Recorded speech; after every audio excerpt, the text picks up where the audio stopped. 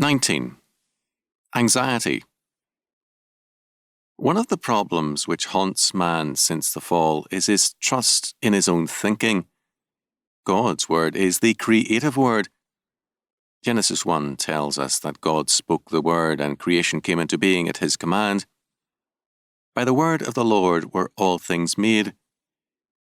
Man in his sin dreams of having a creative word, of seeing things ordered according to his dream word. The essence of this hope is summed up in Hegel's principle that the rational is the real. The rational is man's word, his ideal word, and he believes it should be reality. The modern world is tormented by the applications of Hegel's dictum. Everywhere men pass laws to reorder reality, but sin and poverty are not abolished, nor does crime disappear. Man's fiat word does not bring a new creation into being despite all his hopes. We bedevil one another with words, we nag each other hopefully, trusting somehow that our word will prove to be efficacious and creative.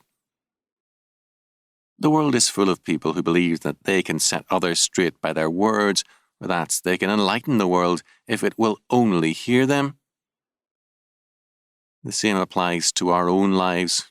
We tend to believe that if we take sufficient thought, if we worry enough, we shall be able to overcome our problems and command today and tomorrow. Our Lord in Matthew 6:25-34 speaks concerning man's trust in his own word and his self-government. Quote, "Therefore I say unto you, take no thought for your life, what ye shall eat, or what ye shall drink, nor yet for your body, what ye shall put on. Is not the life more than meat, and the body than raiment?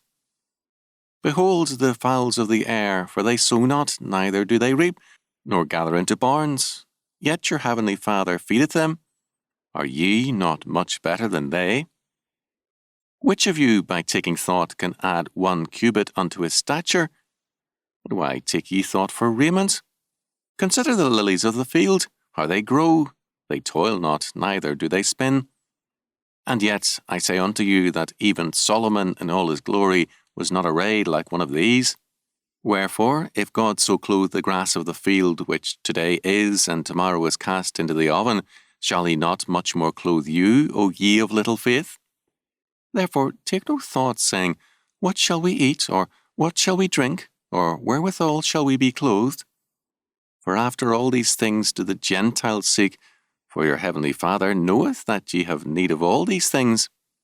But seek first the kingdom of God and his righteousness, and all these things shall be added unto you. Take therefore no thought for the morrow shall take thought for the things of itself. Sufficient unto the day is the evil thereof." Matthew 6:25-34. In Matthew 6:24, our Lord contrasts trust in mammon or wealth as against trust in the Lord. Here he probes deeper. To trust in wealth or property is to trust in what we ourselves control and which we have ourselves amassed. The trust in mammon is a form of self-trust. It marks all classes, rich and poor. It is a form of belief in our own creative word. We have created what we have, and only we can guard, maintain, and extend it, or so we believe. One consequence of this trust in our own word and power is anxiety. What our will and our predetermination brought forth, we ourselves alone can preserve. The autonomous man carries the universe on his shoulders, and no man living can play Atlas without disaster. The autonomous man faces a hostile world. The Darwinian sees the universe as a product of chance, of struggle, and the survival of the quote-unquote fittest. The fittest are those who survive. In such a world, there is no rest, only anxiety, a lone man against the world. The result is anxiety. Anxiety breeds distrust of others, suspiciousness, and hostility. Since we are the lone providers for ourselves in a hostile universe, food and clothing become potential problems, even sometimes to the wealthy. Our Lord's answer to this anxiety is, first of all, that God the Father is mindful of his creation. The birds, the wild flowers of the field, and all things else are provided for by God's total providence. If the Lord is concerned about the little things in his creation, how much more so his image bearers? Second, our Lord is talking to his disciples. He chides them for their little faith, Matthew 6:30. But they are men of some faith. He thus speaks to them of their heavenly Father and their need to trust in him and his all-wise and all-holy government. The examples, birds and flowers, refer to food and clothing. The Lord provides for both. Are ye not much better than they? Matthew 6:26. Our Lord says, quote, Therefore I say unto you, take no thought for your life, what ye shall eat or what ye shall drink, nor yet for your body, what ye shall put on. Is not the life more than meat, and the body than raiment? Behold the fowls of the air, for they sow not, neither do they reap, nor gather into barns, yet your heavenly Father feedeth them. Are ye not much better than they?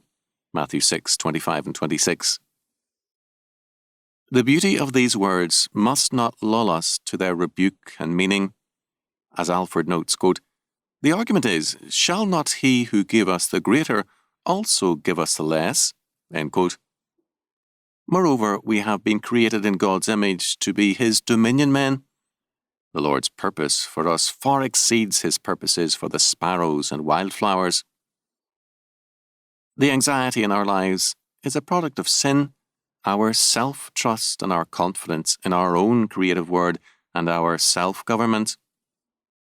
The surrender of anxiety for trust means also to enter into the harmony of his government. The lilies of the field are the crown imperial, Fritillaria imperialis, according to some, the hule lily, according to others. In any case, it refers to a wild flower and its singular, delicate and complex form and beauty. The Lord who lavishes such beauty, design and glory in a wildflower, which has a very brief life, has certainly a far more glorious design and purpose for our lives. Hence the folly of anxiety. Can we do better with our lives than God can do? This, however, is precisely what anxiety means. Third, trusting in the Lord is more than an expression of works or an emotional state. It means this, quote, Seek ye first the kingdom of God and his righteousness, and all these things shall be added unto you. Matthew 6:33. When we trust in mammon or ourselves, we are seeking our kingdom and rule, and the result is anxiety. When we seek God's kingdom and his righteousness, we are seeking his justice, his law order. Righteousness and justice are the same words in the Bible. If we deny God's law, we deny God's kingdom and his righteousness. Such Old Testament Hebrew words as tzedek and tzedach, and such New Testament Greek words as diakaios and dike mean righteousness and justice. The English gives us two words, righteousness being a more old-fashioned term than justice. Their meaning is the same. Our anxiety cannot add to our lifespan nor to our stature. Trusting in the Lord, that is, seeking his kingdom and justice, can add God's peace and his providential care and blessings to our lives.